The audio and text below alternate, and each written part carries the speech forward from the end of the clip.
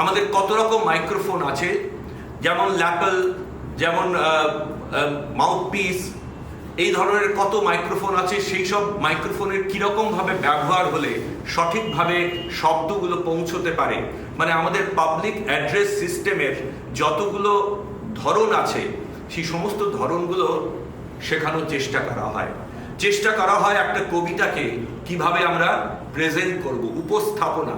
আমাদের কবিতা একটা উপস্থাপন শিল্প, তাই উপস্থাপনাটা খুব বড় বিষয়, কারণ সেই উপস্থাপনার জন্যেই শ্রোতারা শুনতে আসেন এবং শ্রোতারা মোহিত হন, শ্রোতারা আনন্দ পান।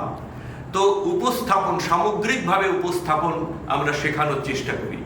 এইভাবে একটা একটা করে বিভিন্নভাবে একটা পূর্ণাঙ্গ বাচনিক শিল্পের অনুশীলন এবং তার যে চর্চা এখানে করানো হয়।